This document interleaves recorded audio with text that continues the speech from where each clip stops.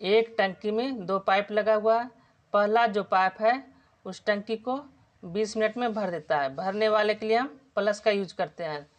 और बोला है दूसरा जो पाइप है उसी टंकी को 60 मिनट में खाली करता है। दूसरा जो पाइप है 60 मिनट में खाली करता है। खाली करने वाले के लिए हम माइनस यूज करते हैं। अब हमको टंकी की क्षमता निकालना है, तो समय का एलसीएम लेते हैं। तो 20 और 60 का एलसीएम 60, तो टंकी की क्षमता हो गया 60 यूनिट। अब हम निकालते हैं पानी भरने की दर। तो दर कैसे निकालते हैं? क्षमता को समय से भाग देते हैं। तो 20 दिया 60, 60 एकम 60। पूछा है दोनों पाइप को एक साथ खोल दिया जाता है तो टंकी को भरने में कितना समय लगेगा। तो हमको कितना भरना है? 60 भरना है, दोनों मिल करके। तो दोनों की एफिशिएंसी जोड़ देंगे, 3 और -1, तो कितना हो जाएगा? 2। तो 60/2 बराबर 30 मिनट में टंकी है जो भर जाएगा। एक टंकी में दो पाइप लगा हुआ है। पहला जो पाइप है उस खाली टंकी को भरता है 15 मिनट में। भरने वाला है इसलिए प्लस लिखते हैं। और आगे बोला है दूसरा जो पाइप है भरी टंकी को 20 मिनट में खाली करता है। दूसरा पाइप क्या करता है? खाली करने वाला है। तो खाली करने वाला रहता है तो क्या लिखते हैं? माइनस लिखते हैं। तो -20। अब हमको टंकी की क्षमता निकालना है, तो समय का एलसीएम लेते हैं। तो 15 और 20 का एलसीएम 60, तो 60 यूनिट टंकी की क्षमता हो गया। अब हमको निकालना है इफिशिएंसी या पानी भरने की दर। तो दर को कैसे निकालते हैं? क्षमता को समय से भाग देते हैं। तो 15 चौका 60 और 20 दिया 60। पूछा है दोनों पाइप एक साथ खोल दी जाए तो टंकी भरने में कितना समय लगेगा। तो हमको कितना भरना है? 60 भरना है। तो दोनों मिल करके, तो दोनों का एफिशिएंसी को जोड़ते हैं। एक है प्लस में, एक माइनस में, जोड़ेंगे तो क्या हो जाएगा? 4 में से 3 को घटा देंगे तो 1 बराबर 60 मिनट में टंकी को भर देगा। एक टंकी में दो पाइप लगा हुआ है। पाइप ए जो है अकेला उस टंकी को भरता है 14 घंटा में। और आगे बोला अन्य पाइप बी के साथ, इसका मतलब हो गया पाइप ए और पाइप बी के साथ मिलकर के उस खाली टंकी को भरता है 10 घंटा में। अब हमको टंकी की क्षमता निकालना है, तो समय का एलसीएम लेते हैं। तो 14 और 10 का एलसीएम 70, तो 70 यूनिट हो गया टंकी की क्षमता। अब हमको निकालना है पानी भरने की दर। तो दर कैसे निकालते हैं? क्षमता को समय से भाग देते हैं।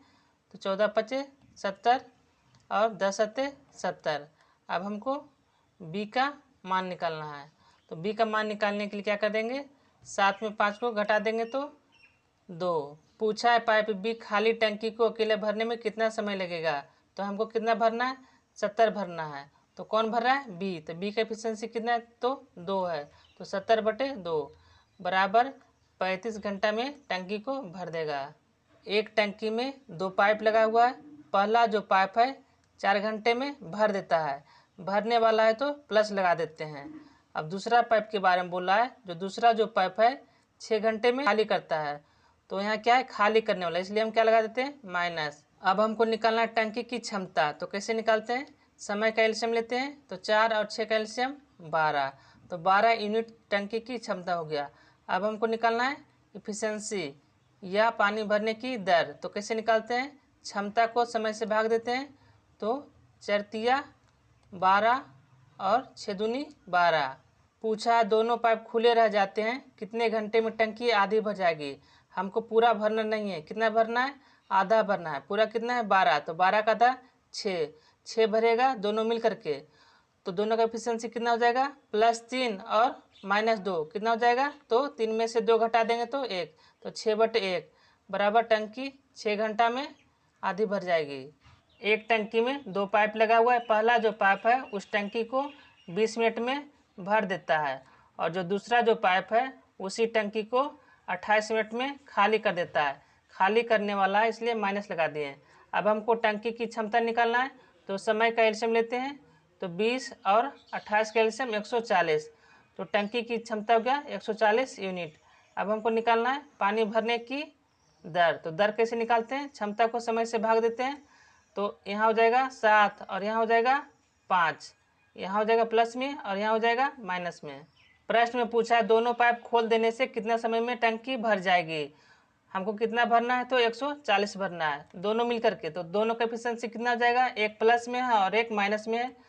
तो 7 में 5 को घटा देंगे तो 2, तो 140/2 बराबर 70 मिनट में टंकी भर जाएगी।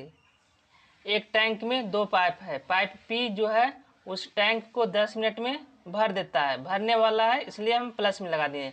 और एक पाइप है क्यू जो क्या करता है 6 मिनट में खाली कर देता है, खाली करने वाला इसलिए हम -6 लिखते हैं।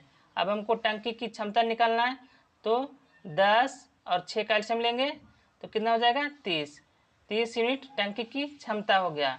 अब हमको निकालना है इफिशियंसी या भरने की दर। तो कैसे निकालते हैं, क्षमता को समय से भाग देते हैं, तो 10 तिया 30 और 6 पचे 30। पूछा है दोनों मिल करके, इसका मतलब P + Q। तो P + Q कितना हो जाएगा, यहाँ पे +3 है और यहाँ पे -5 है, बराबर कितना हो जाएगा -2।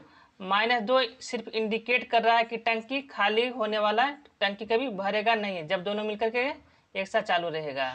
तो टंकी को कितना खाली करना है, टंकी की क्षमता का 2/5 भाग भरा हुआ है, जितना भरा हुआ रहता है उसी को खाली करते हैं।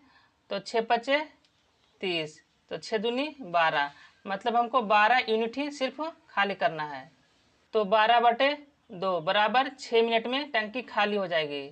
एक टंकी को पाइपे 9 घंटे में भर सकता है, भरने वाला इसलिए प्लस का 9 लिखें। आगे बोला लेकिन एक रिसाव के कारण इसे भरने में क्या होता है 1 घंटा अधिक समय लगता है।